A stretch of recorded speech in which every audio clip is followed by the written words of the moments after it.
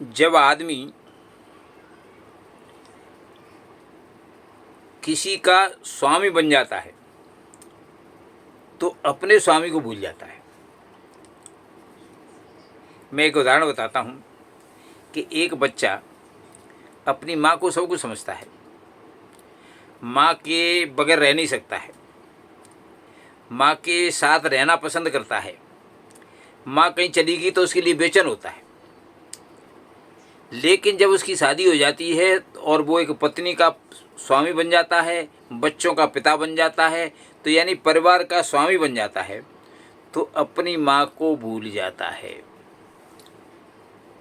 Actual उसकी माँ स्वामी थी, लेकिन जब वो खुद स्वामी बन गया तो अपने स्वामी को भूल जाता है। ये उदाहरण है आपको, जब कोई आदमी किसी चीज़ का स्वामी बन जाता है, किसी चीज़ का मालिक बन जाता है, तो अपने मालिक को भूल जाता है।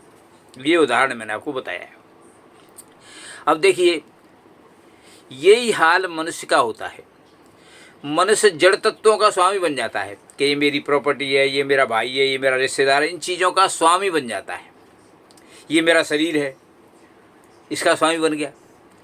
स्वामी बनने से अपने स्वामी परमात्मा को भूल जाता है। इस भूल के कारण परमात्मा की याद नहीं कर पाता है। इसीलिए पहली बात तो ये है कि आप अपने को स्वामी मत बनाओ किसी का। संसार की किसी वस्तु का स्वामी मत बनने दो। अगर स्वामी बन गए तो आप अपने स्वामी परमात्मा को भूल जाओगे। दूसरी बात, परमात्मा ने मौका दिया है आपको कि इन जड़ तत्वों से पीछे छुड़ाओ, जड़ तत्वों से अपना संबंध तोड़ो, लेकिन आप उनको तोड़ने की जगह पर उन पर मालिकाना हक जमाने लग जाती हो। ये भी एक आपकी भूल है। और तीसरी भूल ये है कि आप मन और शरीर को आपका मालिक बन जाते हो, जबकि आप मालिक न बन करके शरीर और मन के गुलाम बन जाते हो।